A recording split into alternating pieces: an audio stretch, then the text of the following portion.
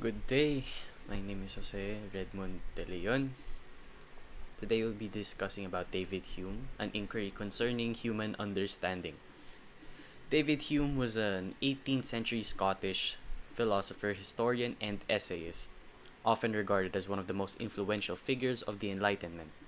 He was born in 1711 Edinburgh, Scotland, and became known for his skeptical and empiricist approach to philosophy. Hume believed that all human knowledge begins with experience, and he often questioned assumptions about certainty, causation, and human reasoning. One of his most important works is An Enquiry Concerning Human Understanding, published in 1748. In this book, Hume explores how the human mind works, what we can truly know, and where the limits of human understanding lie.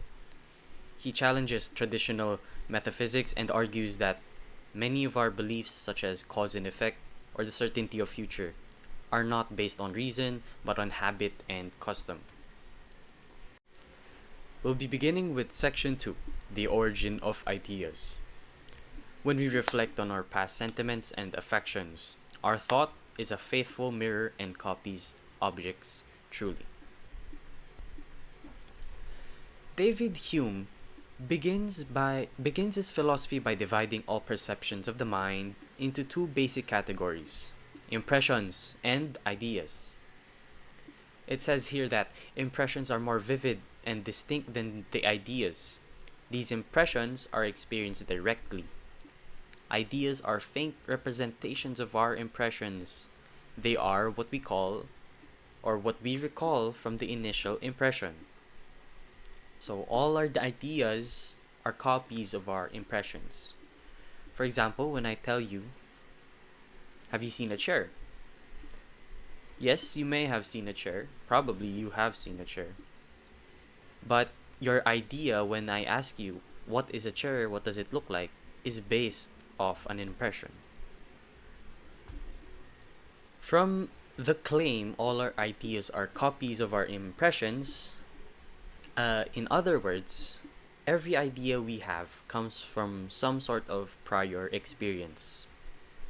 Hence, an impression, first impression. So the challenge was the missing shade of blue. Now, suppose a man has seen every shade of blue except one. Now imagine all the shades arranged in a sequence, but with one shade missing. The man notices the gap, and the question is, could this man imagine the missing shade, even though he has never directly seen it, although he has seen the other shades of blue? So the implications of this question is that if he can, then this is a counterexample to Hume's claim that all ideas must come from impressions. Nagkokontra siya kasi nga kung hindi pa natin nakikita yung missing shade of blue, we can never have an idea of it. But Hume also says that in this case, it is so unusual, it's so rare that it doesn't undermine the general rule. For almost everything else in life, ideas do come from impressions. Section 3. The Association of Ideas. Sabi ni David Hume, there is a principal connection between the different thoughts or ideas of the mind. Meron daw malaking connection sa iba-ibang thoughts or ideas natin. At dahil dito, sa appearance ng ideas sa memory or imagination natin, ini-introduce nila ang isa't isa ng may certain degree ng method at regularity. Ibig sabihin, pag may isa kang idea or thought sa isang bagay, connected ito sa isa o iba pang ideas. For example, nag-i-imagine ka or inisip mong gumawa ng bahay na nagpo-float sa kasagsagan ng baha. Bakit ba bahay na nagpo-float ang naisip mo? Bakit ito ang ini-imagine mo? Siyempre, para hindi bahain, diba? Yung idea or imagination mo na bahay na nagpo-float ay connected doon sa baha. Ayon kay David Hume, may tatlong principles of connection among ideas. Una, resemblance. Pangalawa, contiguity in time and place. At pangatlo, cause and effect.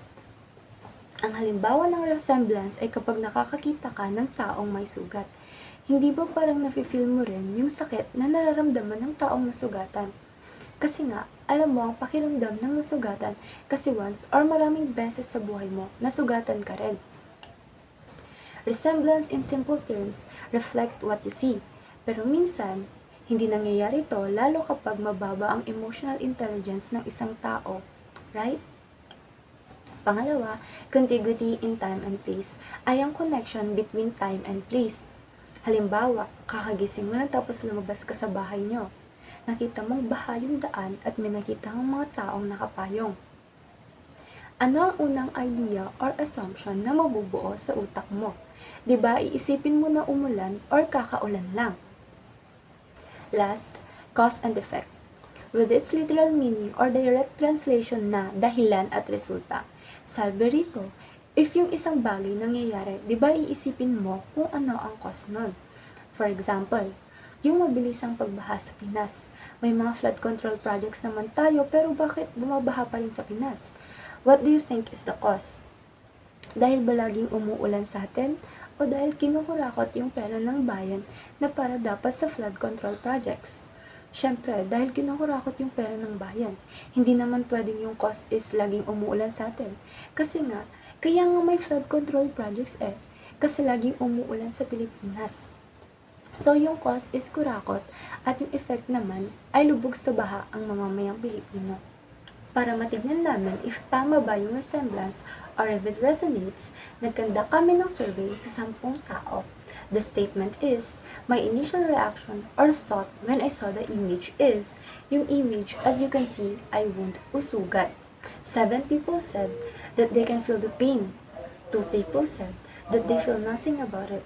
Meanwhile, 1 person said he or she kind of feel disgusted. Section 4. Skeptical doubts concerning the operations of the understanding. Hume believes that the relation of ideas are always certain, but abstract. Matters of fact are more tangible and realistic, but never certain, only probable. The belief in matters of fact comes from custom and habit, not pure reason. Hume argues that there are two ways humans reason: through relations of ideas and through matters of fact. Relations of ideas, or a priori, these are the truths discovered purely by thinking without needing experience. Examples of this are mathematics, 1 plus 1 equals 2. Logic, or logics, all bachelors are unmarried. These are necessarily true. Denying them would be nonsensical, illogical. Imagine someone claiming 1 plus 1 is not equal to 2. It's simply meaningless. Hume warns, even though that these truths are certain, they tell us nothing about the world itself. They only describe the relationship between ideas in our minds. Matters of fact, or what we call a posteriori. These are truths that are dependent on experience and observation. Examples are the sun will rise tomorrow. Fire burns wood. It rained yesterday. These are contingent truths. They could be otherwise. The opposite is always possible, even if unlikely. Saying that the sun will not rise tomorrow is false, but not illogical, not impossible. Matters of fact depend on cause and effect reasoning. We know fire burns wood only because we've seen it happen repeatedly. So the relation of ideas are certain but abstract. They don't describe reality. Matters of fact are uncertain but practical. They describe the world, but always with a degree of probability. Hume says our beliefs in matters of fact is not based on pure reasoning, but on custom and habit. We expect the sun to rise because it has always been rising. it always rose the next day. But it's not impossible that it won't rise in the near future. We can't prove it to not rise or to rise again. Section 5. Skeptical solution of these doubts. So, natakal sa previous section ng doubts. Ngayon naman, let's talk about how we can give skeptical solution to these doubts. Ang sabi ni David Hume, the passion for philosophy, like that for religion, seems liable to this inconvenience. Ang passion sa philosophy na tulad sa religion ay parang ito yung dahilan na inconvenience na ito. Ang inconvenience na sinasabi or minimin dito ay ang doubt. Kasi kahit maganda naman daw ang intention ng philosophy at religion, which is to correct our manners at maalis ang mga bisyo natin, ang mangyayari, baka kabaliktaran pa ang maganap. Academic or skeptical philosophy, according kay Hume, ay one species of philosophy na pwedeng cause ng doubt kasi nga wala siyang pinapaboran or side sa mga idea sa mind natin at hindi rin niya pwedeng samahan ang any natural affection or propensity. When we say natural affection, ito yung love, happiness, at care mo sa ibang tao. Natural propensity naman, it is the urge to do something. Hindi raw pwedeng samahan ng academic or skeptical philosophy ang dalawa nito kasi nga nagda-doubt ka eh. Hindi to pwedeng i-mix sa feelings or subjectivity.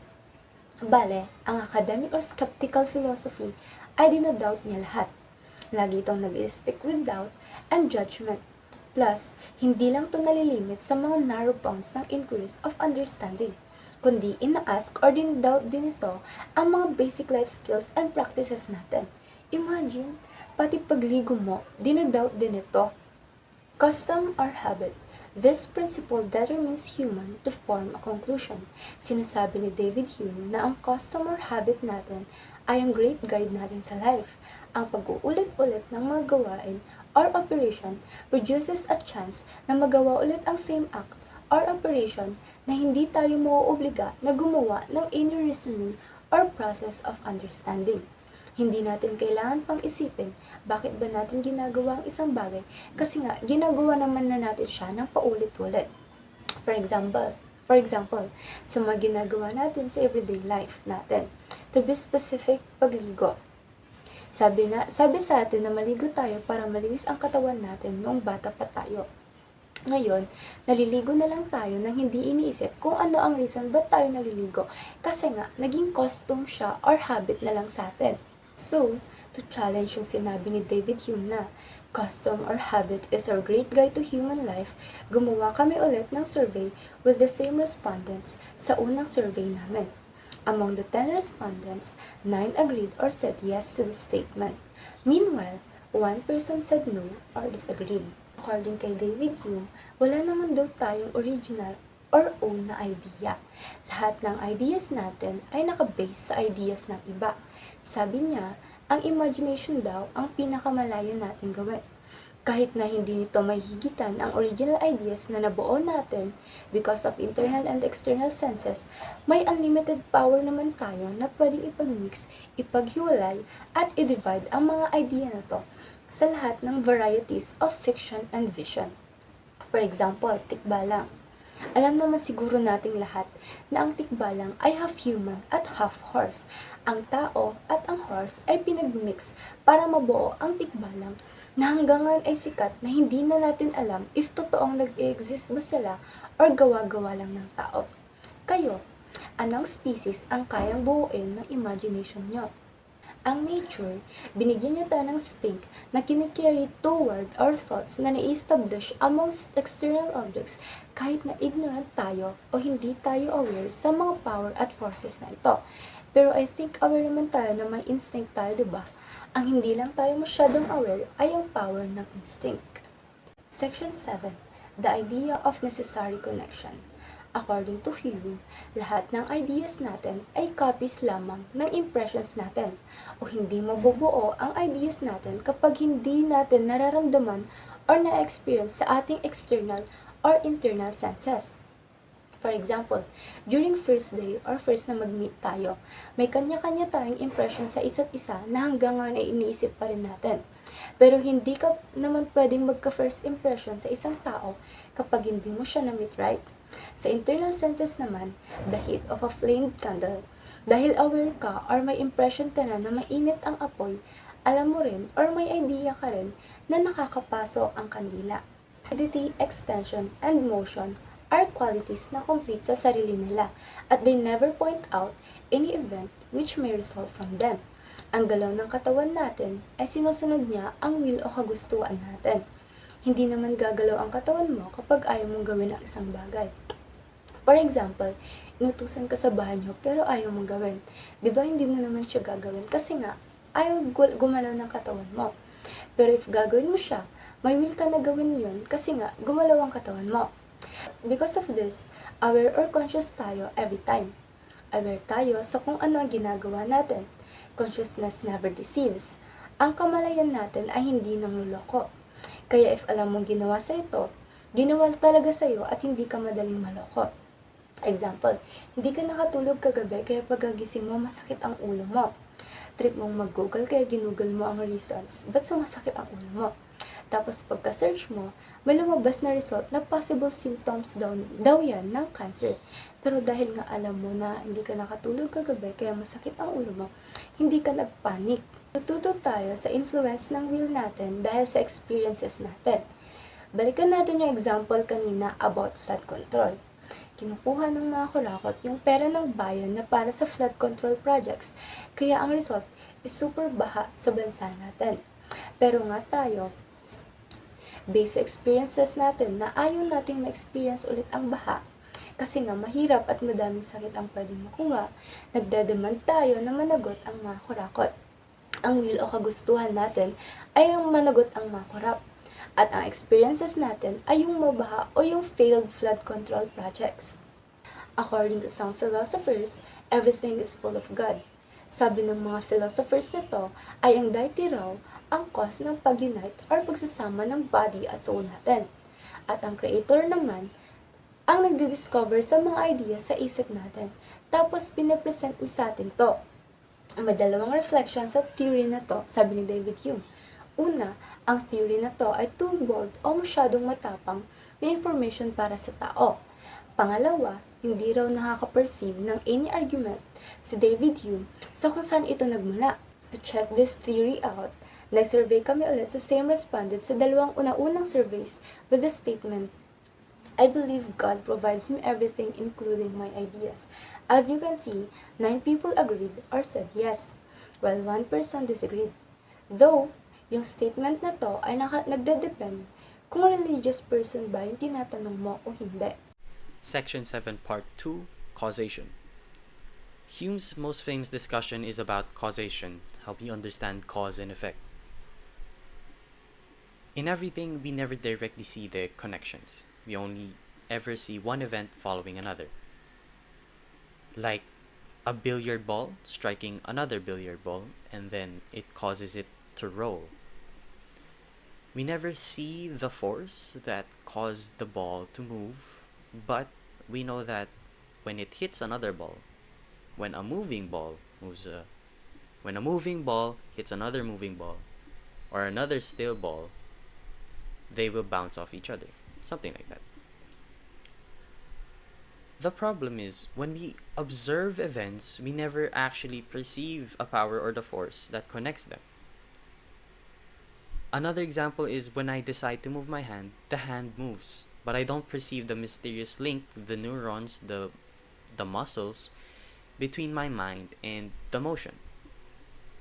Hume claims that we never perceive necessary connection, we only see one event followed by another. So how do we really form the idea of causation? Through repetition. If we see one billiard ball hit another only once, we wouldn't think it to be terms of causation. But after many repetitions, we develop a habit of expectation. When we see ball A strike ball B, we expect ball B to move. Time and time again, it happened, so we create causation. Causation becomes two things. The two definitions of causes are objective definition, which is regularity, and subjective definition, which is psychological expectation. Regularity or objective definition: a cause is an object followed by another, regularly and consistently. So these are the patterns in nature, patterns in the world. The second is subjective definition. A cause is something that makes the mind expect the effect when the cause appears.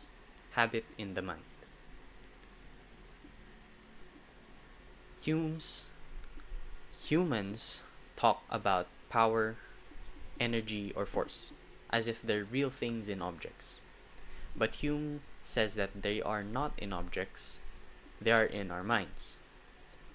We project our expectation onto the world, and when we say A causes B, what we really mean is, in the world, A has always been followed by B, and in the mind, in our thinking, seeing A makes us expect B to follow suit. So, thus, causation is not a hidden force in nature, but a combination of patterns we observe and expectations we form. To end this presentation, we would like to drop this question that each of us may reflect for. Is there anyone who lives that knows all? May nabuhay ba or nabubuhay sa atin na alam ang lahat ng bagay sa mundo?